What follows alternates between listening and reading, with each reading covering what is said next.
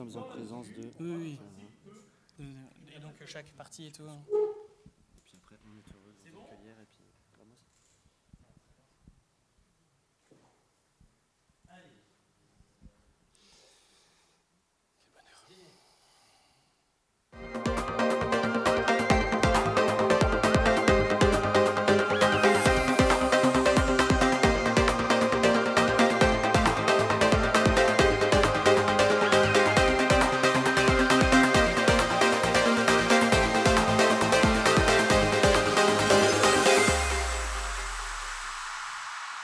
Bonjour à toutes et à tous et bienvenue pour ce débat de l'entre-deux tours pour les élections municipales d'Oloron, organisées par Sud-Ouest et la République des Pyrénées. On est le lundi 22 juin et on est en compagnie des 4 candidats, donc Daniel Lacrampe d'Oloron, ensemble faisons la rayonner, Nathalie Pastor de la liste citoyenne Oloron 2020. On est aussi avec Hervé Lucbereil, Oloron à la confluence des énergies, et enfin Bernard Uturi, Oloron en commun. On est très heureux évidemment de vous accueillir au pavillon des Arts à Pau. Je suis Gilda Boenech et je co-animerai donc cette discussion avec mon collègue Étienne Tcherneka. Étienne, c'est vraiment une élection pas comme les autres qu'on va vivre ce dimanche 28 juin. Absolument, Gilda. Bonjour à tous les 4. Bonjour. 3 mois. Voilà 3 mois que nos 4 candidats au municipal d'Oloron se sont quittés à l'issue d'un premier tour de scrutin inédit à 4 listes, qui a placé, faut-il le rappeler, Bernard Uturi en tête avec près de 38%, Hervé Lucbereil, maire candidat, second avec 29%, Daniel Lacrampe, troisième et 19%, et enfin Nathalie Pastor avec plus de 13%. Cette dernière, qui représente la liste citoyenne, s'est invitée avec les honneurs dans un trio qui composait déjà les municipales de 2014. 3 mois entre 2 tours, c'est long et c'est historique. Il a fallu inventer de nouvelles façons de faire campagne, en prenant en compte la crise induite par le virus et en allant chercher les 42% d'abstentionnistes sans toutefois risquer de les contaminer. Durant cette période, on a pu voir les 2 listes de droite s'écharper par communiqués interposés, Hervé Lucbereil demandant en vain le retrait de Daniel Lacrampe en sa faveur, mais aussi des discussions entre les 2 autres listes sans toutefois qu'elles ne parviennent à un accord. Chacun a préféré voir midi à sa porte, et ce sont donc bien 4 listes qui ont été déposées en préfecture pour le second tour.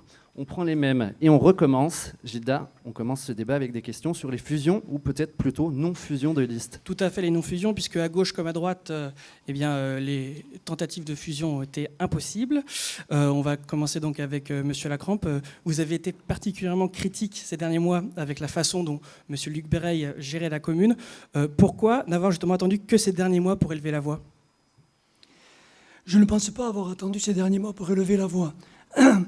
Puisqu'il est question de se demander pourquoi il n'y a pas eu de fusion. Je voudrais tout simplement rappeler qu'en 2014, au lendemain du premier tour, sur des appels insistants d'Hervé Lucbereil et de son équipe, il avait été convenu de fusionner nos 2 listes. Ça n'avait pas été évident, mais il y avait une responsabilité à assumer, puisque nos 2 listes faisait un score de 56% face au maire sortant, Bernard Uturi. Partant de là, très très vite après, Hervé Lucbereil, à plusieurs reprises, m'a dit « J'ai fait une grande bêtise, je n'aurais jamais dû fusionner avec ton équipe parce que je n'avais pas besoin de vous pour gagner », ce qui, à mon avis, était quand même assez osé, mais enfin, ça a été dit. Et tout au long des mois qui ont suivi cette élection, il répétait à qui voulait l'entendre « L'équipe Lacrampe sera pendant 3 ans au purgatoire ». Bon, donc ça n'augurait pas d'une très très bonne entente à ce moment-là. Mais de toute façon, quand on s'engage, quand on fusionne, il faut assumer ses responsabilités et on les a assumées. On aura peut-être l'occasion d'y revenir tout à l'heure. Il y a eu des épisodes importants dans ce mandat. Il y a eu l'épisode de la Chambre régionale des comptes où on a assumé, toute l'équipe a assumé l'absence du maire à ce moment-là, lors d'un vote notamment d'un compte administratif. Et puis, on espérait surtout qu'après 3 ans d'enquête, la justice dirait ce qu'il en était exactement. Ça n'a pas été le cas aujourd'hui. Partant de là, en mon âme et conscience, et avec toute l'équipe qui m'entoure, on a décidé, par respect pour les électeurs qui nous avaient fait confiance en ce premier tour, 19%, ce n'est pas rien, et ça comptera certainement dimanche prochain. On espère d'ailleurs amplifier ce score-là. Donc, par respect pour ces électeurs, on a décidé de se maintenir sur ce second tour. Monsieur Lucbereil, pardon. Daniel Lacrampe vous attaque sur un dossier de la Chambre régionale des comptes. Est-ce qu'en prenant du recul, vous vous dites qu'il aurait fallu être plus transparent vis-à-vis de la gestion des comptes publics de votre majorité? Je veux d'abord répondre à ce que vient de dire M. Lacrampe, car on ne peut pas travestir la vérité de cette façon-là. Depuis 6 ans, 1265 délibérations ont été présentées au conseil municipal. Il y a eu 6 comptes administratifs, 6 budgets, et tous ces budgets, tous ces éléments-là ont été votés par l'ensemble de l'équipe de Daniel Lacrampe. Donc, lorsqu'on s'oppose, c'est parce qu'on a eu un désaccord en cours de mandat. Mais le désaccord en cours de mandat, il ne suffit pas de le découvrir à la fin. Il faut le découvrir pendant le mandat. Or, à ce moment-là, personne n'a été fait. Ça n'a pas été fait. Alors, là-dessus, non, il n'y a pas eu d'appel insistant d'Hervé Lucbéreil en 2014 pour que Daniel Lacrampe nous rejoigne. Il y a eu un appel suppliant de M. Daniel Lacrampe qui souhaitait devenir président de la communauté de communes et qui ne pouvait l'être, effectivement, que si nous remportions cette élection. Et aujourd'hui, la logique a changé. M. Lacrampe a un nouvel allié et s'appuie sur quelqu'un d'autre pour devenir président de la communauté de communes, car il a compris qu'en ce qui nous concerne, en tout cas, nous n'avons pas le même ADN et nous ne ferons pas la même politique que la sienne. Sur la question de la transparence, M. Lucbéreil ? Sur la question de la transparence doit être absolue dans le domaine de la politique. C'est une évidence, comme dans le domaine des affaires d'ailleurs en général. La Chambre régionale des comptes n'a jamais établi qu'Hervé Lucbéreil ou quelqu'un de son équipe ait mis en place un système frauduleux. Elle a relevé des éléments qui lui ont été donnés par un blogueur oloronais et ensuite elle a enregistré les réponses qui sont les miennes. À partir de là, effectivement, une enquête a été diligentée. Elle a plus de 4 ans. Cette enquête a permis aux uns et aux autres de s'exprimer, y compris d'ailleurs M. Lacrampe, qui, lors de son audition, a indiqué qu'il ne s'occupait de rien et que donc il n'était au courant de rien. Il a découvert aujourd'hui que ça existe, mais c'est comme ça. Et pour le fond, je veux simplement vous montrer ce que peut-être je serai le seul candidat dans cette élection à vous montrer. C'est tout simplement mon bulletin donc, de mon casier judiciaire qui, comme vous pouvez le voir, la caméra est là-bas, eh bien mon casier judiciaire est totalement vierge. À partir de là, je considère que la présomption d'innocence doit s'appliquer et qu'il n'y a aucune raison de penser que les choses ne sont pas passées comme elles ont été dites. Merci, M. Lucbéreil. Bernard Uturi, on parlait de fusion tout à l'heure. Il y a eu des discussions en ce sens avec la liste citoyenne, mais qui n'ont pas abouti. Est-ce que ce ne sont pas des voix qui pourraient qui pourraient vous manquer quand on sait que les seconds tours au Oloron se jouent parfois à quelques voix ? Oui, juste une petite incise sur la question précédente. Bon, je ne savais pas qu'il fallait amener son extrait de casier judiciaire. Le mien aussi est vierge, comme je pense celui des 4 candidats. Je dirais à Daniel Lacrampe qu'effectivement, sur cet épisode, il convient de parler dans les temps attribués à la parole et d'assumer au bon moment. Effectivement, comme nous l'avons fait, quand nous sommes, nous aussi, inquiétés de ce qui se passait dans la comptabilité de la mairie, pour y avoir été nous-mêmes vérifier les comptes. Voilà, c'était en son temps. Est-ce que je peux lire, M. Uturi, ce que vous avez dit lors de l'audition que vous avez eue ? Vous avez dit, très exactement, c'était le 4 octobre 2018 à 9h, que pouvez-vous nous dire sur la prise en charge des frais de restauration par la commune, par des élus ou agents ? Vous répondez, un certain nombre de pratiques existaient préalablement. Deuxième question, ces erreurs existaient à votre époque. Qu'en dites-vous ? Elles ont existé avant, pendant et après mon mandat. On va laisser M. Uturi répondre parce que sinon vous allez très en avance, M. Lucbéreil. Je réponds par une incise et je reviens sur l'accord de fusion. Il convient, en l'occurrence, de mettre les bonnes réponses en face des bonnes questions. Voilà. Effectivement, il a pu être reconnu que sur un certain nombre de pratiques et d'erreurs administratives, les municipalités qui se sont succédées ont fait des erreurs qui étaient des erreurs purement administratives. Sur les frais de mission, mais je vous invite tout simplement d'ailleurs, pour clôturer ce chapitre-là, à consulter le rapport de la Chambre régionale des comptes. Il est très clair. Et si parfois vous le trouviez trop ardu, mais plein de personnes pourront vous l'expliquer. Sur l'accord de fusion qui eût été possible avec la liste citoyenne et Nathalie Pastor, mais il n'a pas abouti, tout simplement parce que nous avons, au cours d'une après-midi qui a été fructueuse en débat et en échange, mais conclu que nos désaccords sur le rythme plutôt que sur les objectifs qui sont visés par la liste citoyenne et par nous aussi, les désaccords sur le rythme persistaient, que notamment il y a un sujet emblématique d'Oloron qui a fait l'objet de beaucoup de commentaires, c'est la déviation d'Oloron. Alors, je m'expliquerai, si vous voulez, sur ça, mais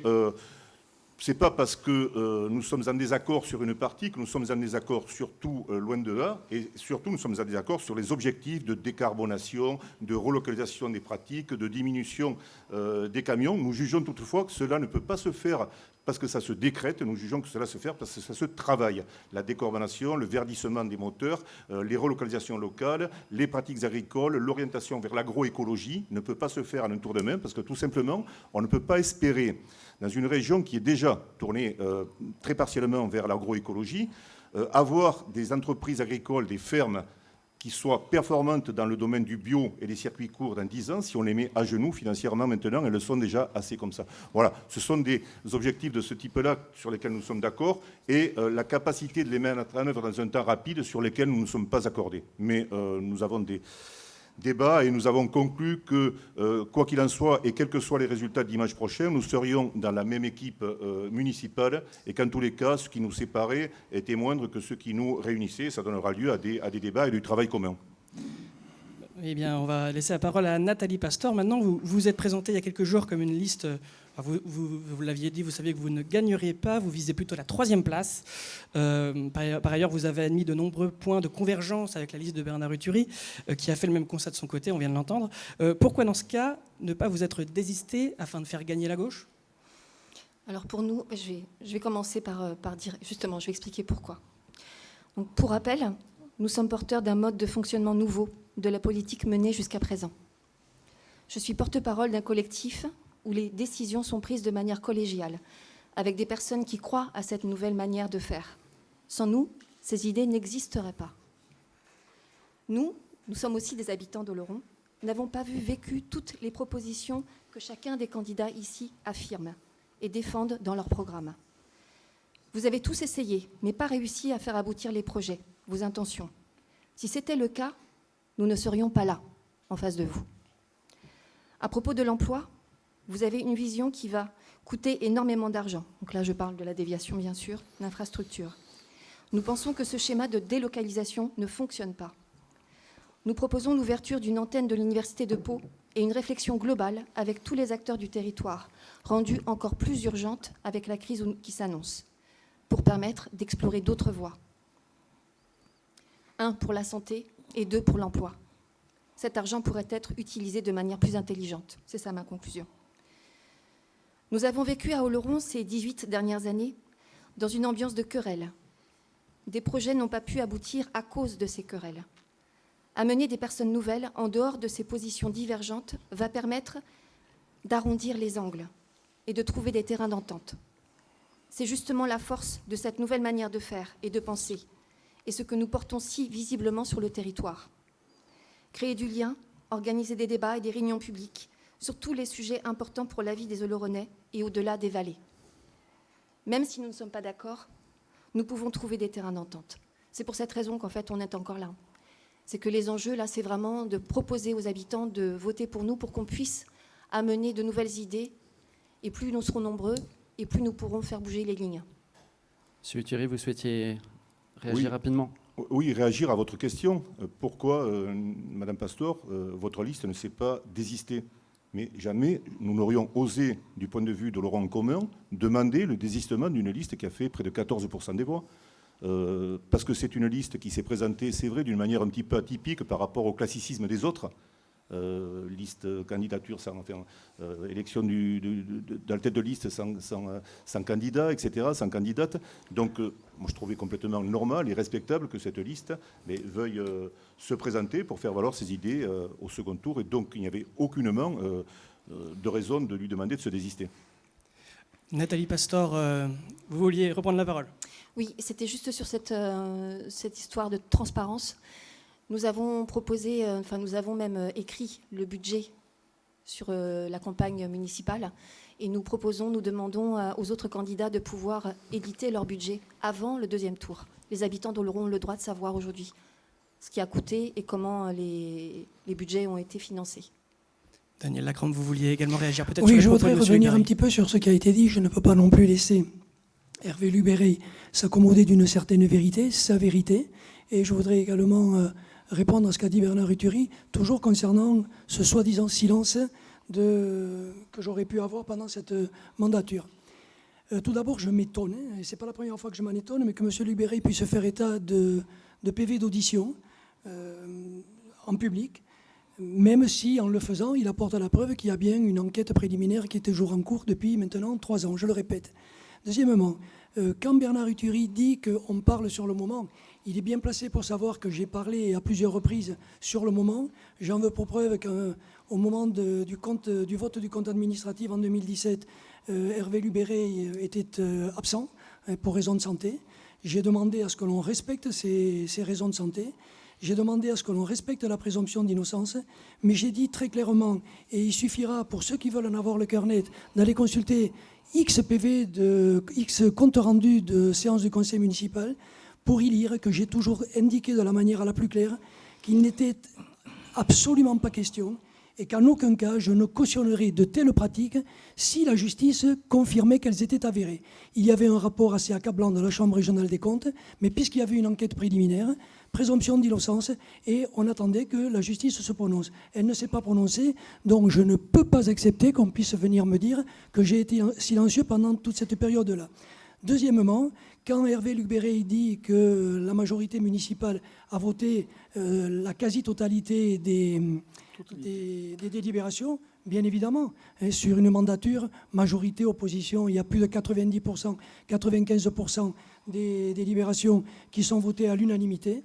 Bon, par contre, ce qu'il oublie aussi de dire, c'est que si certaines délibérations ne sont pas venues sur la table, mais c'est parce qu'il y avait eu des discussions au sein de la majorité et que c'était les raisons pour lesquelles elles n'ont pas été soumises au vote. Voilà, je crois qu'il faut absolument rétablir la vérité, ne pas s'en accommoder, ne pas la travestir en fonction des circonstances. Merci. Monsieur Lubéry, rapidement peut-être, après je pense qu'on aura je fait crois le qu'il tour est du assez sujet. clair en écoutant M. Lacrampe que M. Lacrampe est aujourd'hui un opposant très, très virulent des idées qui étaient pourtant les siennes il y a 6 ans. Moi, j'ai envie de lui demander des choses simples. Quand ai-je été mis en examen, M. Lacrampe ? Quand ai-je été mis en examen, M. Lacrampe ? Jamais. Quand, M. Lacrampe, ai-je été traîné devant un juge d'instruction ? Je n'ai jamais dit... Quand ai-je été traîné devant un juge d'instruction ? Vous ne dites jamais rien et vous ne répondez jamais rien. En l'occurrence, c'est le cas. Il y a 3 ans d'enquête et cette enquête, à ce jour, n'aboutit pas. Demandez-vous plutôt pourquoi. Et demandez-vous s'il est sain et s'il est même honnête dans une campagne électorale, de baser 5 semaines de campagne auprès des gens sur simplement des allégations qui sont mensongères, alors que vous savez parfaitement, et vous le savez parce que vous y êtes intervenu, vous savez parfaitement qu'actuellement, il n'y a rien dans cette affaire. Donc je ne suis pas mis en examen. D'autres candidats béarnais le sont. Je ne suis pas traîné devant un juge d'instruction. D'autres béarnais le sont. Il y a 3 ans d'enquête qui n'a rien donné. Je souhaite quand même qu'on respecte au moins la présomption d'innocence. Merci. Pour le reste, Merci, vous n'avez pas voté la quasi-totalité des délibérations. Vous avez voté toutes les délibérations. Alors assumez-le et dites simplement que pendant 6 ans, vous avez peut-être été un peu pleutre. Nathalie Pastor, vous voulez peut-être conclure sur ce sujet ? On Oui. passera ensuite à autre Je chose. voudrais juste dire, parce que là j'assiste entre guillemets encore une fois à ce genre de querelles, les querelles dont je parlais et dont nous en avons tous assez. Merci. On le verra dimanche. Ce ne sont pas des querelles stériles, ce sont des mises au point. Je répète et j'insiste, je n'ai jamais dit à aucun moment, et Bernard Uturi a dit tout à l'heure que c'est pas parce qu'on avait un casier judiciaire vierge, j'espère, on l'a tous. La justice J'ai tout simplement dit Merci. qu'il n'y avait Je pense eu que- aucune... Il y avait une enquête... Il y avait une enquête... Bon, messieurs, on va changer de sujet. Je crois qu'on a fait assez sur ce sujet-là. S'il vous plaît, messieurs. S'il vous plaît. S'il vous plaît, s'il vous plaît. Monsieur Lacrampe. En citant des PV d'audition. C'est pas moi, c'est vous. Merci. Merci. Donc on va passer donc au monde d'après, puisque on a subi une crise importante qui est celle du Covid-19. Il y a beaucoup de voyants aujourd'hui qui sont au rouge sur le territoire du Piémont oloronais. On peut parler de l'économie, de l'école, mais aussi du spectre d'une seconde vague. Quelles seront les premières mesures à prendre si vous êtes élu demain? Daniel Lacrampe. On peut peut-être tourner un petit peu sur les questions. C'est pas parce que j'ai tiré le numéro 1 que je suis obligé de répondre. Oui, mais là, c'est à vous que je demande. Mais la prochaine fois, si vous voulez. Il n'y a pas de souci, je vais répondre. Je vais répondre, mais tout d'abord, je referai ce que j'ai fait pendant cette première pandémie. C'est-à-dire, il y a eu toutes les dispositions qui ont été prises par les différentes municipalités, le maire d'Oloron notamment, mais également les maires de toutes les autres communes de la communauté de communes.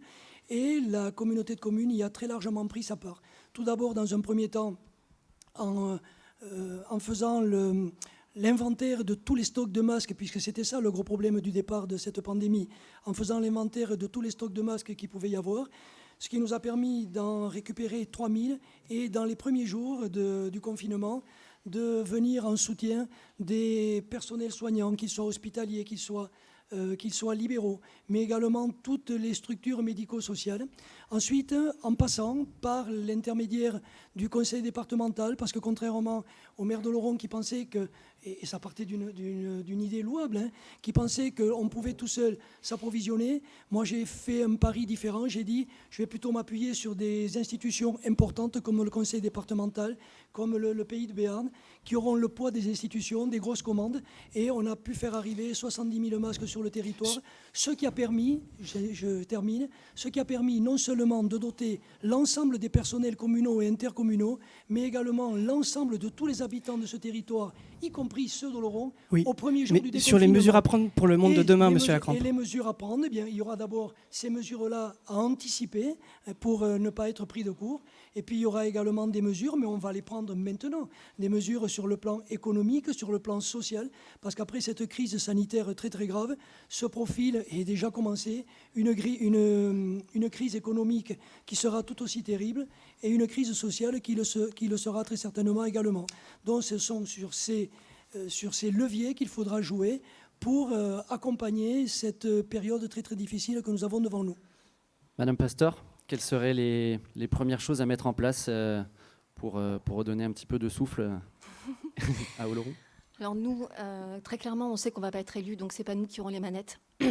C'est pour ça qu'on s'engage très précisément sur quatre points très précis. Le premier, c'est la complémentaire santé. Donc on sait que l'idée existe et qu'il manque juste un relais politique. Et c'est ce que nous nous engageons à porter, en fait, c'est ce relais politique. La deuxième chose sur laquelle on s'engage, c'est sur la retransmission des conseils municipaux. Pour rappel, les conseils municipaux, habituellement, il y a entre 10 et 50 personnes qui viennent y participer. Quand on a demandé à ce que le conseil municipal soit retransmis en direct sur la page Facebook, il y a eu 4000 personnes qui sont venues la regarder. Donc pour nous, c'est vraiment important qu'on aille dans ce sens-là. La troisième chose sur laquelle on s'engage et qui la rejoint sur le côté économique et de l'emploi, c'est l'antenne de l'Université de Pau, où on espère faire venir une centaine d'étudiants, ce qui va ramener à peu près 1 million d'euros sur une année. Donc en termes d'économie, c'est clairement jouable. Et c'est important justement pour la ville de Oloron et des Vallées. Et la dernière chose sur laquelle on s'engage, c'est sur l'organisation de l'alimentation bio et locale, accessible à tous. Donc là, encore une fois, les acteurs existent. Ils ont juste besoin d'un petit coup de main. Et nous, on se propose d'être sur relais politique. Donc nous, c'est vraiment ça, c'est dans ce sens-là qu'on s'engage.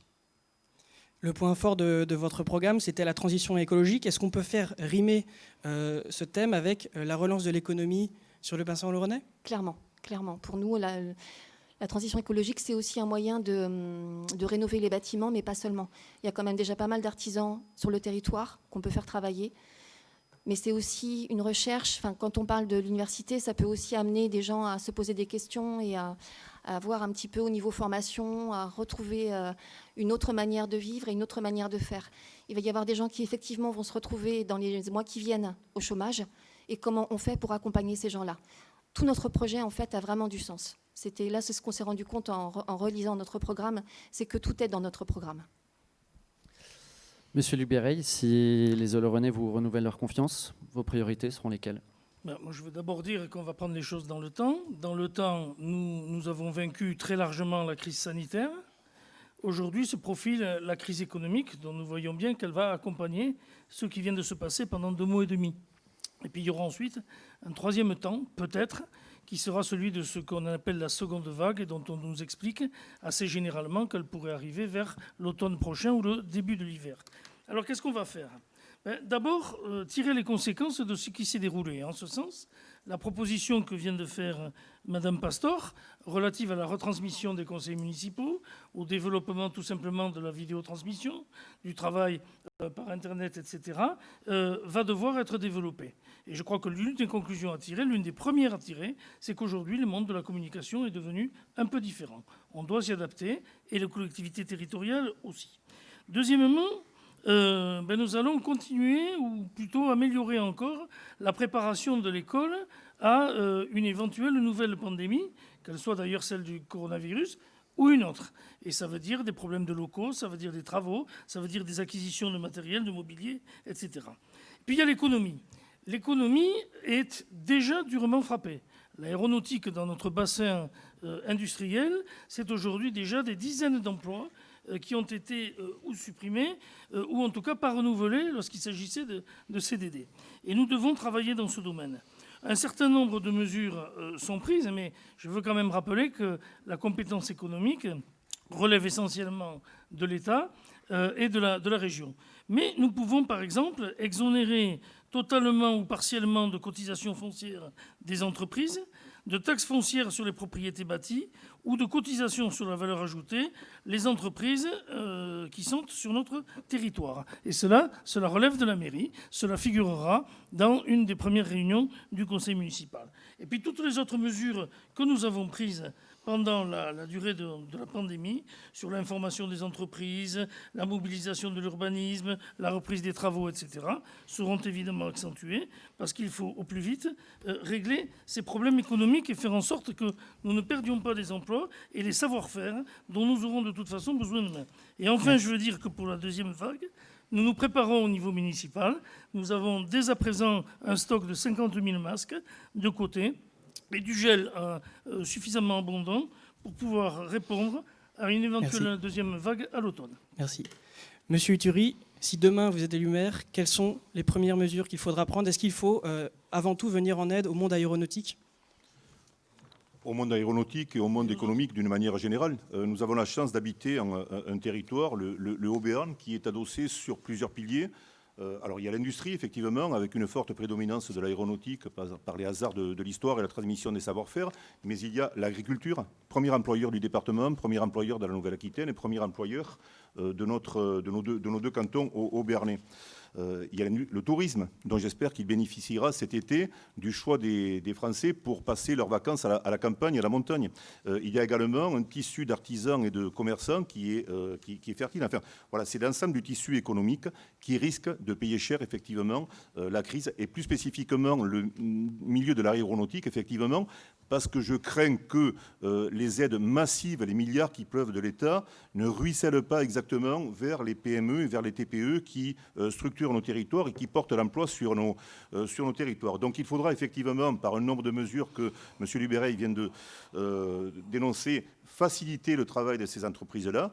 Mon expérience de vice-président en charge du développement économique à la région me permet de connaître parfaitement les dispositifs. Je suis en lien avec plusieurs d'entre elles et je constate qu'après avoir épuisé les aides de l'État, les prêts garantis de l'État, la prise en charge du chômage partiel, les trésoreries deviennent exsangues et que désormais la menace se fait forte en termes de licenciement. Et donc il faudra aussi, puisque la mairie n'a pas de compétences particulières, mais quel est le premier interlocuteur des gens qui sont victimes, c'est-à-dire des personnes qui sont anxieuses par la perte de leur travail.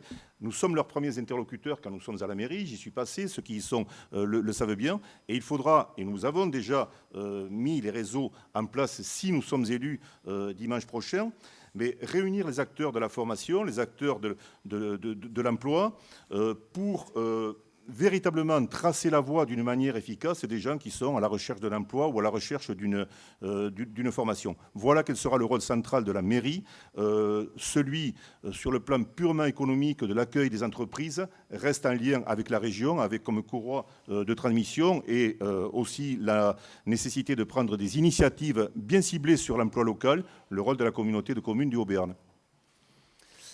Madame Pasteur, on a évoqué dans les interventions précédentes le monde associatif dont vous êtes issu. Justement, que vous disent les bénévoles, ceux qui font vivre Oloron au quotidien? Peut-être pour quelle structure peut-on craindre dès à présent? Alors, c'est pas facile de répondre à cette question. Je dirais que de toute façon, nous nous sentons exclus des débats d'une manière générale, pas soutenus. Et que la crise qui arrive, c'est pour ça que nous, on tient vraiment à être là. C'est je tiens à cette image de relais politique. C'est que c'est la seule manière d'avoir des gens au sein du conseil municipal qui puissent répondre à cette demande.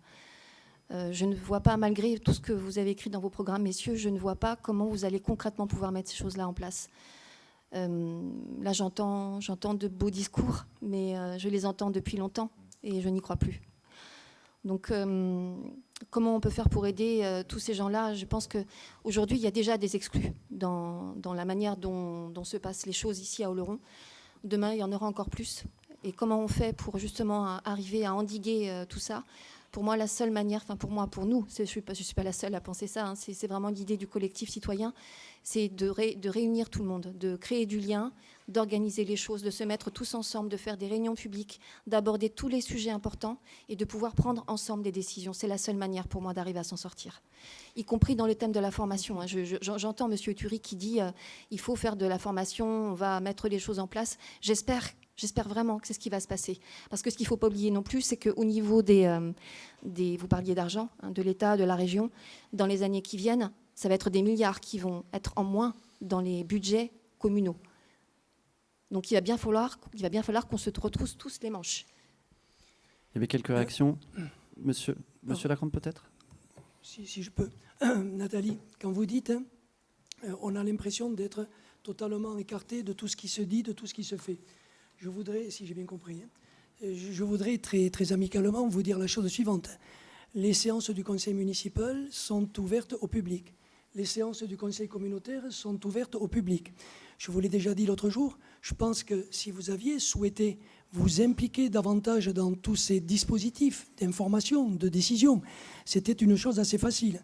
Vous auriez par exemple, on y reviendra peut-être tout à l'heure, mais vous auriez par exemple appris que sur le plan de la transition énergétique, sur le plan du développement durable, beaucoup de ces choses que vous êtes en train de demander de manière totalement légitime aujourd'hui, mais beaucoup de ces choses ont déjà été mises en application, que ce soit au niveau de la ville d'Oloron, le programme TEPCV, Territoire à énergie positive, croissance verte, que ce soit au niveau de la communauté de communes, le programme TEPOS, Territoire à énergie positive, que ce soit au niveau de la communauté de communes, le plan climat air énergie territorial, que ce soit le programme vélo et territoire, tout ce qui est déplacement doux, tout ce qui est mobilité. Tout ça, ce sont des choses qui ont été mises en place. Les outils sont en place. Bien sûr, il faut aller encore beaucoup plus loin et faire beaucoup plus d'efforts. Mais je crois qu'on ne peut pas dire et on ne peut pas laisser croire que rien n'aurait été fait. Merci. Il y a également un autre sujet sur lequel il y a vous êtes très en avance, attention. des jalons qui ont été posés, c'est en matière de démocratie participative. Monsieur Thury, vous vouliez réagir? Oui, non, je voulais réagir juste pour indiquer que, d'une manière générale, je réponds en général aux questions qui me sont posées. Et quand j'ai répondu à la question principalement sur l'industrie, après avoir fait un petit panorama de l'activité économique locale, je suis revenu sur la question de l'industrie. Cela ne veut pas dire que notre équipe Oloron en commun n'est pas animée par des préoccupations environnementales, de biodiversité, de relocalisation des productions, de verdissement de notre mobilité, par exemple. Hein. Tout cela est indiqué dans notre programme. D'ailleurs, nous avons actualisé notre programme en éditant un document, alors un petit peu synthétique, certes, hein, qui rappelle à la fois notre programme initial d'il y a 3 mois et les aménagements que nous avons produits et qui sont tous tournés autour du bien-vivre, autour de l'aménagement de nos territoires, autour de notre ville, autour de la circulation apaisée, des priorités inversées pour le réinvestissement de notre ville par ses habitants. Tout le monde court après. Nous ne sommes pas les seuls à Oloron à subir la désertification médicale, mais nous le subissons aussi au sein d'un territoire fertile, pourtant à l'emploi jusqu'à présent. Et donc voilà, je ne voudrais pas laisser penser que ma réponse sur l'aéronautique et sur l'industrie en général ne me fait pas rappeler tous les jours que la grande leçon, la leçon magistrale à sortir de cet événement du Covid, c'est d'une part la santé sur les territoires, là où les citadins sont venus se déconfiner. Ce n'est pas un hasard.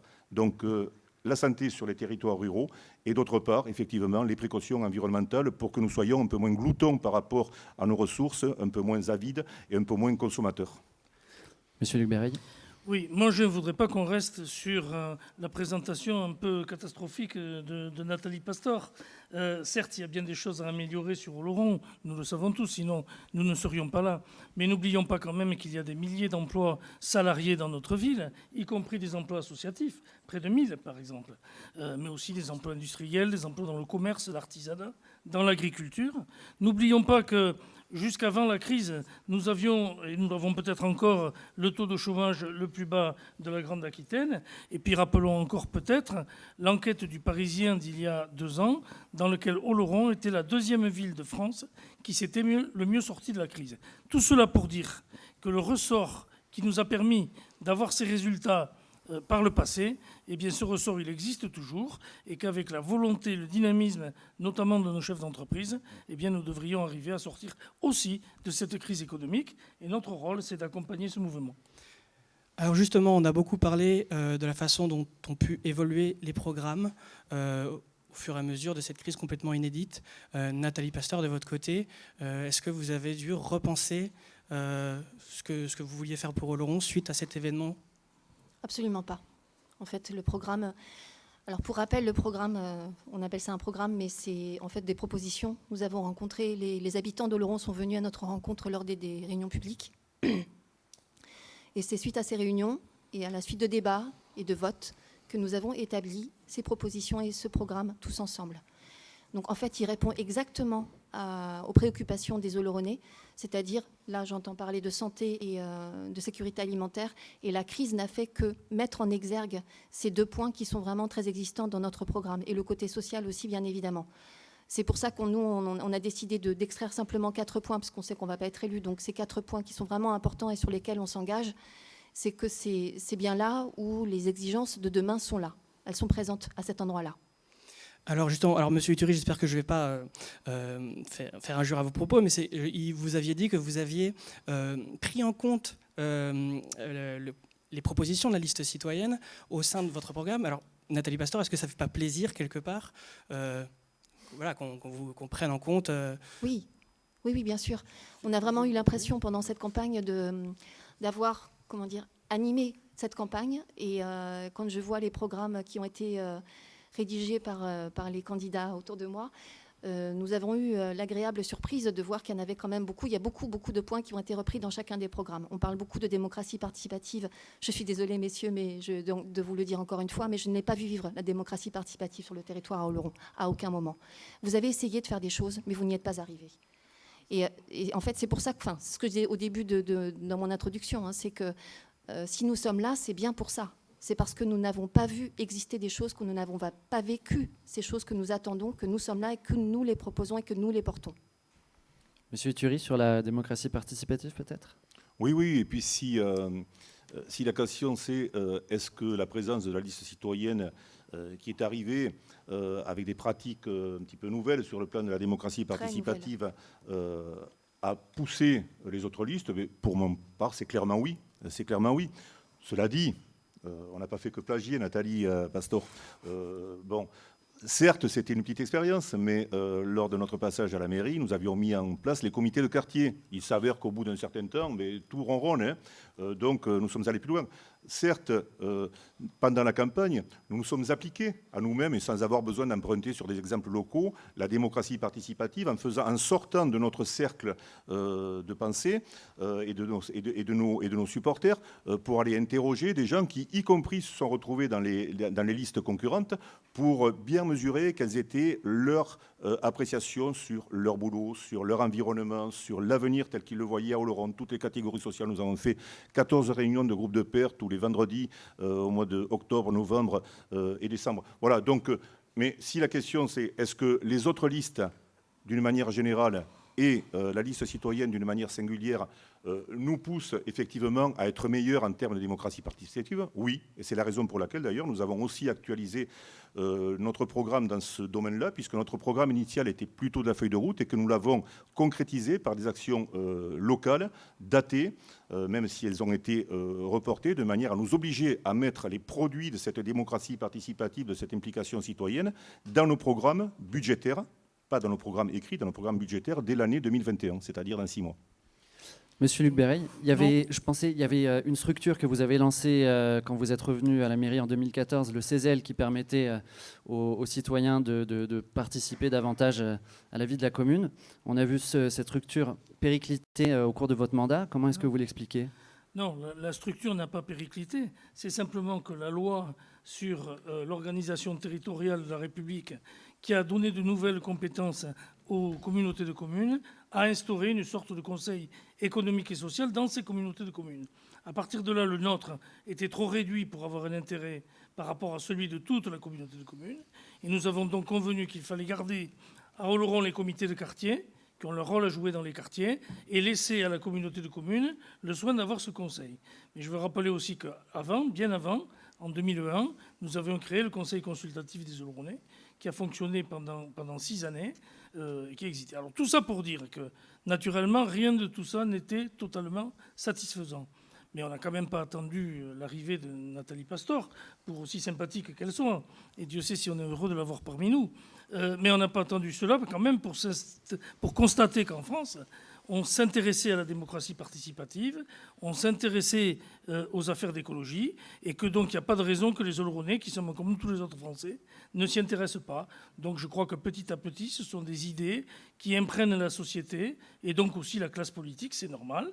Et lorsqu'en plus, nous avons sur le terrain, comme avec la liste citoyenne, des gens qui sont une sorte de petit aiguillon, qui nous rappellent quand on oublie qu'on n'en fait pas assez, eh bien écoutez, on ne peut que s'en féliciter et même les remercier. Sur la démocratie participative, excusez-moi, Daniel Lacrampe, est-ce qu'on peut faire mieux et comment ? Bien sûr qu'on peut faire mieux, mais je voudrais aussi dire, et je le répète à Nathalie, c'est dommage qu'elle ne se soit pas davantage intéressée à ce phénomène-là. Au niveau de la communauté de communes, nous avons mis en place un conseil citoyen dès 2014-2015 qui nous a accompagnés, c'était la communauté de communes du Piémont-Oloronnais, qui nous a accompagnés sur un projet de territoire que l'on a co-construit tous ensemble. Ensuite, lorsqu'est arrivée la fusion en 2017, on a élargi ce conseil citoyen à d'autres membres des autres communautés de communes.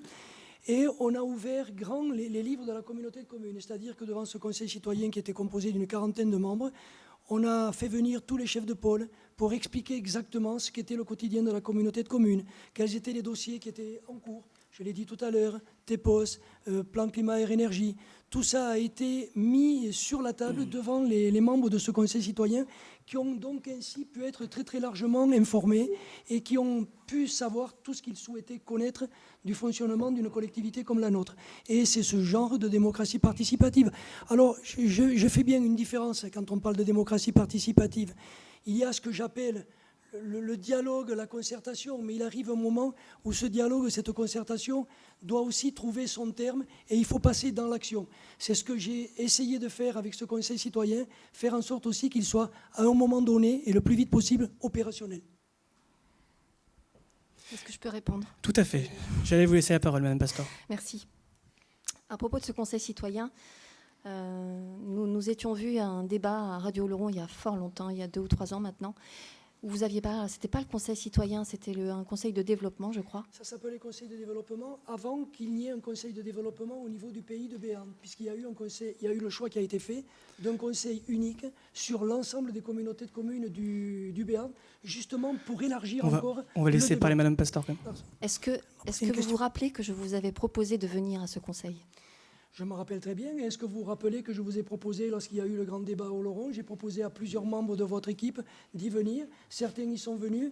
Et puis, comme ils ont vu que peut-être ça n'allait pas dans le sens qu'ils souhaitaient, ils se sont éloignés, écartés. Mais ce n'est pas non plus comme ça que l'on peut concevoir la démocratie participative. Il faut que ce soit un échange et on ne peut pas forcément toujours non plus imposer son point de vue. Qui dit concertation et échange dit rapprochement d'idées, mais pas forcément vouloir imposer les siens. Alors, on n'est vraiment pas dans quelque chose qu'on essaye d'imposer. Je pense que tout le monde l'a compris. Au contraire, on est vraiment dans la discussion et dans le débat. Moi, ce que j'entends par rapport à ce que vous dites, c'est que j'entends beaucoup de consultation. Nous, quand on parle de démocratie participative, c'est vraiment que les habitants puissent s'exprimer et voter. C'est eux qui décident. C'est pas nous les élus. Nous, on est juste là pour les représenter. Voilà, en fait, c'est ça qui me dérange, si vous voulez. C'est que dans tout ce que vous avez dit jusque-là, j'entends le mot consultation et j'entends que vous m'avez peut-être invité et moi, je ne me suis pas sentie invitée. Comment est-ce que les gens dont vous parlez dans le Conseil citoyen, qui les a fait venir? Est-ce qu'il y a eu Ils se sont manifestés. Et c'est vous qui avez décidé de qui allait venir? Nous, on a accepté tous ceux qui souhaitaient y venir. Tous ceux qui souhaitaient y venir. Là-dessus, il n'y a pas de problème. Ceux qui ont souhaité y venir, y venaient. Alors à présent, il ne fallait pas non plus que ce soit quelque chose de pléthorique parce que ça se serait terminé de la même manière que le Césaire, c'est-à-dire des instances où il ne se passait rien du tout. Merci, monsieur Lacrampe. On va passer à un autre sujet, plutôt qui va concerner la vie quotidienne et les loisirs, parce que le virus a stoppé toute la vie oloronnaise. On pense aux grands événements qui n'auront pas lieu cet été, notamment les quartiers d'été qui vont certainement cruellement manquer, avec des regroupements toujours interdits. Donc, ceux qui seront élus le 28 juin, devront-ils essayer d'animer, redonner un petit peu de vie cet été à Oloron, ou est-ce qu'il va vraiment falloir plutôt concentrer ses efforts sur le budget et sur la relance de la rentrée? Qui veut se lancer sur ce sujet? Monsieur Luc Berry, peut-être. Si vous voulez. C'est avec beaucoup de tristesse que nous avons dû annuler l'ensemble des manifestations sportives, des manifestations culturelles, le festival de jazz, les quartiers d'été, etc., qui rythmaient donc chaque année la vie d'Oloron-Sainte-Marie, du mois de début juin jusqu'à fin octobre. Ceci étant, les règles qui étaient mises en place pour assurer donc le côté sanitaire de ces opérations rendaient les choses totalement impossibles. Je prends comme exemple hier soir la fête de la musique. Nous avons annulé la fête de la musique d'Oloron. Aujourd'hui, je m'en réjouis, car quand je vois les endroits où elle a eu lieu, je vois bien que les élus n'ont pas été capables, comme nous n'aurions pas été capables, de faire respecter les gestes barrières qui étaient pourtant nécessaires. Ceci étant, il ne vous a pas échappé que depuis le week-end dernier, un certain nombre de mesures sont en train de s'assouplir, que les salles communales, les matchs sportifs, etc., vont pouvoir à nouveau être organisés.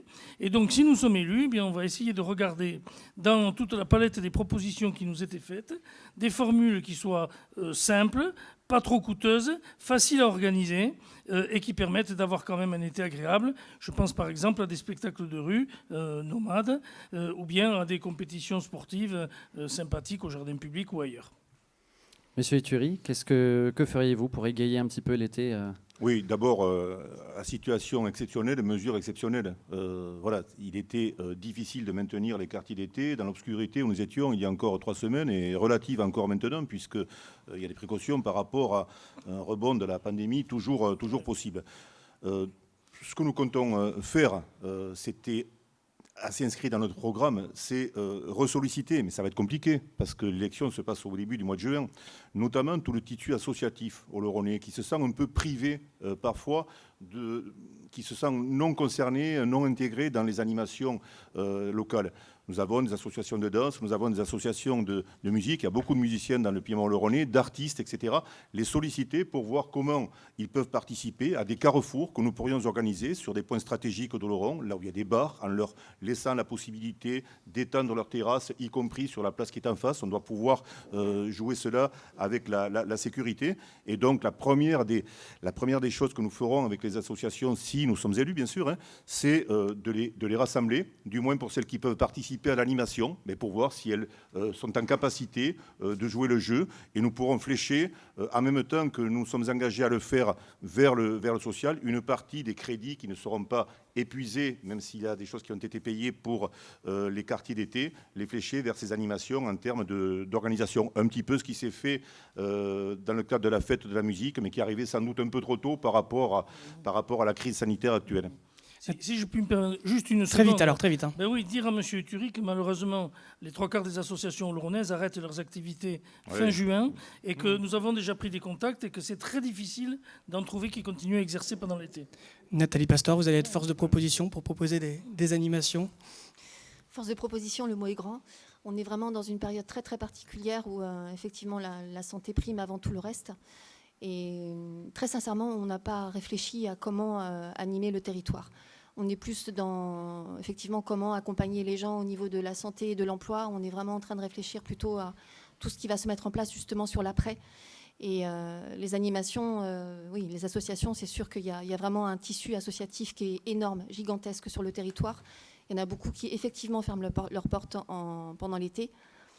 Après, ça peut être aussi au niveau des habitants. Enfin, je sais qu'il y a pas mal de groupes de musique aussi. Enfin, ça peut être aussi des initiatives personnelles. Et pourquoi pas commencer justement au niveau des habitants et des associations à lancer des choses. Vous avez plutôt le regard braqué sur la rentrée de septembre plutôt que sur l'été ? Même sur l'été, enfin, on est déjà en train de réfléchir aux engagements auxquels on est en train de prendre, tout simplement. Je vais pour rappel, la mutuelle de santé, l'université de Pau. Regarder aussi au niveau des agriculteurs comment on peut les aider, commencer à organiser tout ça. Là, Sur les associations, on pense aussi au sport qui est en grande souffrance en ce moment. Il y a le FCO Rugby qui va perdre 30% de son budget l'année prochaine, qui va rendre la saison forcément beaucoup plus compliquée. Il y a des projets qui sont en attente. Le FCO Athlétisme qui attend sa piste. Le foot qui attend un terrain synthétique. On pense aussi aux associations de danse qui sont au bord de la rupture. À qui va-t-il falloir donner la priorité en arrivant à la mairie ? Monsieur Lacrampe, peut-être. Je n'ai pas eu l'occasion de me prononcer sur la question précédente. Je pense que la première chose qu'il va falloir faire, ça va être tout d'abord un état des lieux. Parce qu'il est bien évident que cette crise ne va pas être neutre sur les budgets de nos collectivités et au cas d'espèce de la commune d'Oloron. Tout d'abord, il va y avoir inéluctablement une baisse des recettes, c'est inévitable. Il va y avoir des coûts de cette crise qui vont être également conséquents. Donc il va falloir faire ce premier état des lieux. Ensuite, ça a été dit, je crois que l'été sera quand même très très compromis, d'autant plus qu'on ne pourra pas non plus laisser le champ libre à toutes les initiatives quand on nous fait peser la menace d'un nouveau rebond. Donc je crois que la crise, peut-être que le plus gros de la crise est derrière nous, mais en tout cas elle n'est pas terminée et il va falloir être très très prudent. Bon, et puis évidemment, on l'a dit dans ce débat, il va falloir se positionner par rapport au monde économique. Nathalie vient de parler des producteurs. Bien évidemment, on a évoqué l'industrie, on a évoqué le commerce. Le commerce a été très très largement pénalisé. 2 mois de fermeture de l'ensemble des commerces, ça va laisser des traces très très sévères. Bon, l'artisanat, mais il y a également tout le monde agricole. Pas forcément les agriculteurs, polyculture, élevage qui, eux, ont pu continuer à travailler, mais tous les producteurs locaux, tous ceux qui valorisent leurs produits par des circuits courts. Bon, en ce qui concerne, par exemple, la communauté de communes, qui a la compétence économique sur le territoire partagé avec la région, on le répète souvent, mais on a fait en sorte de maintenir, par exemple, parce que ce sont des moments de convivialité, les marchés de producteurs locaux qui étaient durant l'été, avec peut-être des mesures aussi assez particulières à prendre. Attention, monsieur Lacrampe, il faut vous garder du temps pour la conclusion. Justement pour que ces producteurs locaux puissent valoriser leurs produits. Nathalie Pastor, sur les associations sportives, il faudra faire des choix ? Oui, alors ça fait partie des choses que les habitants qu'on avait rencontrés avaient proposées. C'était plutôt que la commune se charge seule de décider des budgets qui sont, de ce que j'en connais, très opaques. On aurait bien aimé, on va porter aussi cette idée-là, c'est que qu'il y ait un conseil citoyen, que ce soit les citoyens qui décident ensemble de où va l'argent, qu'il y ait déjà une transparence vraiment. Là, on ne sait pas encore où est-ce qu'on va aller avec les budgets justement sur les années qui viennent, mais que les gens soient au courant. C'est vraiment le sens de notre engagement aussi, c'est de faire en sorte que tout ce qui est aujourd'hui opaque puisse complètement être transparent pour les habitants et les habitantes d'Oloron. Et dans ce sens-là, c'est aussi aux habitants de pouvoir décider où vont les budgets et quelles sont les priorités. Monsieur Luc Béreil, faut-il un plan de relance du sport ? Monsieur Lacrampe a parlé tout à l'heure des recettes de la ville qui seraient en baisse et qu'il faut faire le point de la situation financière de la collectivité. J'ai envie de lui dire quand même qu'on le fait tous les jours, et que les communes, à mon sens, seront parmi celles qui seront les moins impactées. Parce qu'au fond, en dehors des droits d'enregistrement, il y a très peu de recettes qui puissent être impactées par la crise que nous venons de vivre. Alors, je réponds maintenant à la question sur le sport. Il y a 2 choses. Il y a le fonctionnement et l'investissement. vous parlez du rugby, c'est un problème de fonctionnement. La question c'est, faut-il augmenter la subvention qui est donnée annuellement au rugby? Eh bien ça, c'est un travail qu'on doit avoir, parce que jusqu'ici, la règle était d'avoir une répartition ou une augmentation équitable des subventions allouées aux associations, et que là, on sortirait de cette règle-là. Il faut donc en parler avec les dirigeants de l'association, mais dans tous les cas, oui, le rugby, c'est le sport emblématique d'Oloron-Sainte-Marie, et le rugby, nous devons l'aider autant que nous pouvons. Et puis il y a l'athlétisme. Là, c'est un autre problème. La piste d'athlétisme, elle permet de compléter les équipements du stade et d'avoir finalement un site sur lequel on peut accueillir des stages de tourisme sportif, notamment de haut niveau, ainsi que des athlètes donc importants. Gardez-vous aussi pour la conclusion, monsieur Luc Béret, attention. Donc, le bureau d'études est en cours et cette piste-là peut être subventionnée parce qu'elle sert aux scolaires et qu'on va essayer de s'en servir pour la financer. Monsieur Thury. Bon, alors, sans dénigrer les autres, vous parlez de mes deux sports de cœur. L'athlétisme, quand j'étais beaucoup plus jeune, et le rugby, quand j'étais beaucoup plus jeune aussi. Ben, sur les grosses fédérations, notamment les fédérations qui vivent de recettes, qui ont des retombées fédérales en termes de recettes aussi, c'est pas pour se défausser, mais il faut que les fédérations traitent aussi leur sujet. Il faut que les fédérations s'interrogent sur la dimension des budgets nécessaires à nos clubs pour rester au niveau de Fédéral 1, par exemple, ou de Fédéral 2. Donc, des dispositifs sont en cours au niveau de l'État, au niveau de la région, pour accompagner les structures associatives qui emploient, c'est le cas de beaucoup de structures associatives de Laurent qui ont des employés, pour les accompagner dans le cas où ils auraient perdu, effectivement, ce qui est le cas, avec les manifestations, les matchs qui n'ont pas eu lieu, les matchs à recettes, etc. Sur la piste d'athlétisme, bien évidemment, la piste d'athlétisme synthétique à 800 ou 900 000 euros, il eût été de bon ton de la faire. Je crois que M. Luc Béret la propose pour la 6e fois dans ses campagnes électorales, puisque c'est la 6e campagne qu'il mène. On va se reporter dans les archives. Peu importe. Ajedmo l'avait fait il y a une quinzaine d'années à peu près, au bon moment. Ouais. D'accord, il faut réfléchir. Le conseil municipal n'a pas abordé cette question, si ce n'est à travers une étude qui va être prochainement menée et qui a été intégrée au budget récemment. Bon, il faut se poser la question de savoir quelle est la piste qui est utile à la fois pour la pratique scolaire, pour la pratique de l'athlétisme. Est-il de bon ton de la remettre autour d'un stade de rugby comme ça ne se fait plus jamais ailleurs, etc. Voilà. La question qui me paraît primordiale, moi, messieurs, c'est la question de la rentrée scolaire.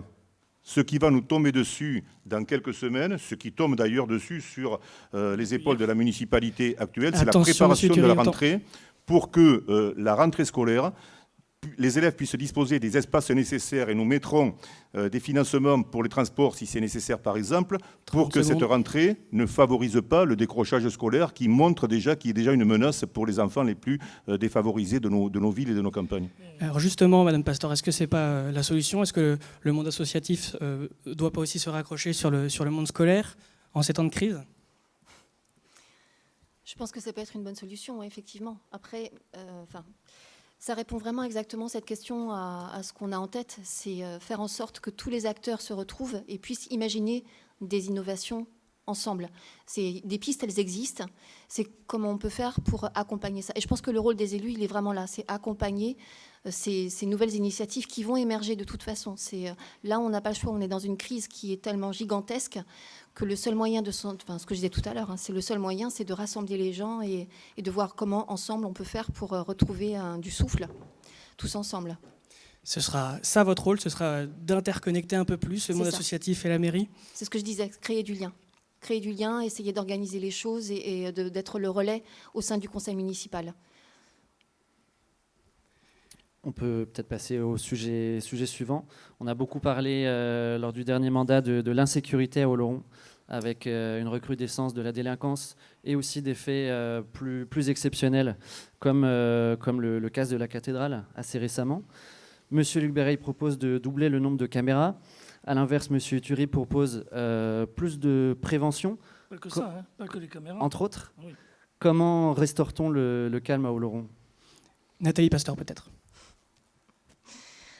Alors, dans ce que nous, on avait imaginé, c'est quand j'entends caméra et police municipale, moi j'entends le mot répression. Et nous, ce qu'on imagine, c'est vraiment quelque chose qui tourne autour de l'éducation. C'est avoir plus d'éducateurs de rue, je l'ai déjà dit, mais je le répète. Une caméra, les caméras aujourd'hui, c'est 140 000 €, ça représente un éducateur de rue. Voilà. Donc c'est vraiment dans ce sens-là qu'on a envie d'amener les choses. Et aujourd'hui, il y a quand même pas mal d'exclusions sur Oloron et voir comment on peut revenir à une inclusion. Et c'est dans ce sens-là où, au niveau social, on a aussi un rôle à jouer. Après, quand j'entends la sécurité, moi, je pense surtout, excusez-moi, hein, mais j'entends aussi la santé. On a l'hôpital qui est vraiment en danger aujourd'hui. Et j'ai invité dernièrement, lors de la dernière manifestation, les habitantes d'Oloron à nous contacter pour que, s'ils ne peuvent pas se déplacer, qu'on puisse au moins avoir, je ne sais pas, une banderole ou quelque chose qui permette de dire, voilà, il y a tant de personnes. Il n'y a que quand on sera tous mobilisés, et quand je dis tous, c'est vraiment très nombreux, qu'on pourra faire changer les choses à un niveau supérieur. Nous, on sait bien qu'au niveau de la commune, on n'a pas les moyens de faire changer les choses, mais c'est possible de le faire. D'autres communes y sont arrivées, pourquoi pas nous? Et l'autre chose, c'est la sécurité alimentaire. Et là, je retourne en boucle sur l'alimentation et sur les producteurs locaux. Ils ont vraiment besoin d'être accompagnés. Aujourd'hui, là, cet hiver, je ne sais pas si tout le monde va pouvoir manger à sa faim. Je suis désolé, je sais que l'insécurité est un vaste sujet, mais je vais vous demander de répondre en peut-être 1 minute, Monsieur Uturi, sur cette problématique. C'est lui. Excusez-moi, j'ai mal ciblé. Problème de vue. C'est bien la première fois qu'on nous confond. Oui. Espérons que les électeurs ne feront pas de même. J'espère aussi. Alors, oui, sur la sécurité, j'ai déjà eu l'occasion de le dire. Je crois d'ailleurs, dans un débat avec la presse locale, moi, je n'ai pas d'approche dogmatique. Je pense que les caméras qui ont été mises en place sont irréversibles. D'autant qu'elles ont été mises en place plutôt aux sorties de ville pour essayer de faciliter des enquêtes. Il ne s'agit pas de considérer la sécurité uniquement par sa partie répressive, il faut aussi la cibler par sa partie préventive. Hein. Mais il ne s'agit surtout pas de détourner le regard quand des phénomènes aussi violents et aussi répétés que ceux qui sont arrivés à Oloron et ailleurs nous tombent dessus. Donc, ma position, c'est que l'excès de caméras n'arrangera pas la chose parce que à Oloron, il est facile d'aller commettre des actes délictueux ailleurs quand les caméras sont repérées dans certains endroits que nous connaissons tous. Par ailleurs, je ne voudrais pas que le nombre de caméras... Attention, 10 secondes, monsieur. Je ne voudrais pas que le nombre de caméras nous prive des services de l'État qui, en matière de sécurité, sont régaliens. Voilà, il faut bien faire attention à ça. Merci beaucoup. Sur cette question, Daniel Lacrampe, l'insécurité. Rapidement, jusqu'à 14. Rapidement, dire qu'il faut arrêter, je crois, de qualifier d'incivilité ce qui constitue des actes de délinquance. Il ne faut pas dramatiser, il ne faut pas se faire peur, mais je crois qu'on est dans une période où il y a de plus en plus de gestes, d'attitudes qui insupportent la population. Et je crois qu'au niveau d'une ville, la première des libertés que l'on doit à la population, c'est assurer sa sécurité. Dire également que ça passe certainement. Alors s'il fallait demain amplifier le nombre de caméras, il faudra le faire, en étant bien d'accord sur l'objectif. Hein. C'est pas de faire du flicage, mais c'est tout simplement d'arriver à donner aux forces de gendarmerie les moyens d'identifier des actes de délinquance. Il faut également renforcer le rôle de la police municipale, et ça veut dire renforcer le nombre de policiers. Et puis je crois qu'il faut être très très clair. On a eu l'occasion de le dire à Madame la procureure lorsqu'elle est venue récemment sur Oloron mettre en place un groupe local de traitement de la délinquance à la suite de ces événements tragiques de l'hiver dernier. Je crois qu'il faut dire de manière très très claire, tolérance zéro pour les violences, qu'elles soient sonores, qu'elles soient verbales, qu'elles soient physiques, bien évidemment les violences faites aux femmes, mais également tolérance zéro pour les excès de vitesse en ville, et je vais même jusqu'à dire tolérance zéro pour l'alcoolisation sur la voie publique, parce que ça aussi c'est dangereux et c'est source de troubles notoires. Monsieur Luc Béret, cette fois. Pour réaliser ce qui vient d'être demandé, il faudrait tripler les effectifs de la gendarmerie nationale, car nous n'aurons jamais les moyens de recruter suffisamment de policiers pour en faire autant. Bon, moi je crois que, 1, il faut rappeler, la sécurité c'est la compétence de l'État. 2, nous avons besoin des caméras. Encore ce week-end, elles ont permis de solutionner une affaire. 3, nous avons besoin d'avoir un responsable de police municipale qui soit un gradé avec des agents supplémentaires, au moins 2. 4, nous avons des arrêtés qui sont aujourd'hui en partie inadaptés pour répondre à toutes les problématiques qui se posent en Oloron. Il faut les rédiger et surtout les expliquer à la gendarmerie et à la police municipale pour qu'on les mette en application. Enfin, la tolérance zéro, oui, dans tous les domaines. Mais je ne veux pas oublier qu'avant de mettre en place tout cet arsenal dont je viens de parler, il y a toute l'action de la prévention. Et il existe à la mairie un comité local de prévention de la délinquance et de la sécurité. Et ce comité-là devra travailler pour mettre en place aussi une politique de prévention. Merci beaucoup. On va maintenant vous proposer de conclure ce débat avec 1 minute de temps de parole chacun, dans l'ordre établi au début de ce débat, en commençant donc par Daniel Lacrampe. Le temps est passé très vite pendant ce débat. Tous les sujets qui ont été évoqués sont des sujets importants. Personnellement, j'aurais souhaité que l'on parle un peu plus longuement de la santé. La santé, le contrat local de santé, la maison de santé. J'aurais souhaité également qu'on parle peut-être du désenclavement de notre territoire, parce qu'il en va également de la pérennité de notre tissu industriel. On aurait peut-être pu aller beaucoup plus loin également dans la réorganisation des écoles élémentaires et maternelles, alors à la prochaine rentrée, mais dans le temps également. Bon, on n'a pas eu le temps d'évoquer ces sujets. Je veux dire tout simplement en guise de conclusion, les enjeux de ce deuxième tour sont très très clairs. Il y a eu plus de 40% d'abstention au premier tour. Ce sont ces abstentionnistes qui détiennent la clé de ce second tour. Il faut impérativement qu'ils aillent aux urnes le 28 juin, parce que c'est eux qui feront la décision. Et en ce qui nous concerne, notre équipe est absolument motivée. Elle sera motivée jusqu'au dernier moment, parce que, je l'ai dit en commençant, on a le sentiment que par sa composition, liste de large ouverture représentant toutes les sensibilités de l'échiquier politique, elle a, je crois, une alternance, une alternative à offrir aux habitants de la ville d'Oloron. Merci, M. Lacrampe. Autour de Nathalie Pastor, vous avez mieux géré votre temps. Vous avez 2 minutes. Parfait. La première chose que je voudrais dire, c'est que nous avons une conférence Facebook mardi, donc demain soir à 20h, sur la sécurité alimentaire, justement. Et donc nous invitons tous les Oloronais et les Oloronaises à venir regarder ce qui va se passer pendant cette conférence débat, où ils pourront d'ailleurs participer. Donc on continue sur la démarche de démocratie participative. En conclusion, je voudrais dire que ce que nous faisons aujourd'hui fonctionne. Et que nous avons vraiment de très bons retours sur le terrain. Les habitants, les habitantes, tous nous disent que ce qu'on porte, ça se ressent. Enfin, je ne vais pas aller plus loin dans ce qu'on fait, parce que les gens ont bien compris, je crois. C'est vraiment une autre manière de faire la politique. Notre présence a animé la campagne, portée par des valeurs indéniablement humaines. Nous invitons les habitants à nous donner la possibilité de continuer à animer intelligemment, de l'intérieur, la vie politique oloronnaise. Oloron est une belle ville, où il fait déjà bon vivre. Nous allons permettre à tous d'en bénéficier en œuvrant pour réduire les exclusions. Nous sommes porteurs d'une nouvelle génération d'élus, en dehors du système politique actuel traditionnel. Porter la volonté de centaines de personnes au dehors, que la majorité en place se devra d'écouter. Le message principal, c'est celui-là. Aujourd'hui, nous sommes visibles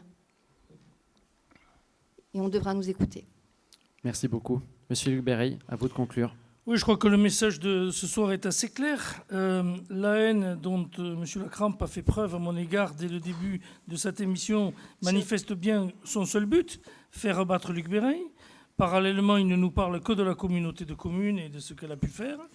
De temps en temps, il récupère telle ou telle action de la mairie, mais pour se l'approprier. Et par ailleurs, monsieur Uturi, lui, nous parle effectivement d'un certain nombre de choses qui relèvent parfois du conseil régional, et après tout, c'est bien normal. Donc moi, je crois que les choses sont assez simples. Aujourd'hui, on voit bien qu'il y a une entente entre ces deux hommes pour, en me faisant battre, faire élire M. Uturi, et en faisant élire M. Uturi, le renvoi d'ascenseur se fera immédiatement auprès de M. Lacrampe, qui ainsi aura le soutien d'une partie de l'équipe de gauche à la communauté de communes. Heureusement, les Oloronais s'en sont rendus compte, et dimanche, ils montreront qu'ils ne se font pas prendre au piège. Monsieur Uturi, Alors, à je vous, crois que le dernier mot. J'ai qu'une minute, je crois, c'est ça? Exactement. Et une seconde que je viens de cramer.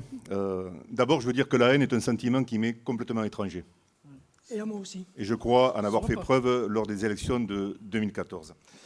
Sans doute ma formation sportive et mon éducation qui sont liées à ça. Ce que je voudrais dire, d'abord vous remercier pour la qualité du débat. on a partagé le stress d'un débat, vous devant vos chefs, nous devant nos électeurs. J'espère qu'il a éclairé les populations. Je voudrais dire que nous sommes prêts. Nous sommes prêts parce que nous ne sommes pas restés les deux pieds dans le même sabot pendant la gestion de la crise, même si dans nos responsabilités respectives, nous avions aussi la responsabilité de la crise. Moi, c'était davantage au niveau de la région. Ce que je voudrais dire aussi, c'est que on dit qu'en campagne électorale, exagérer n'est pas mentir, un peu comme à la pêche à la ligne, et on vient d'avoir la démonstration du contraire.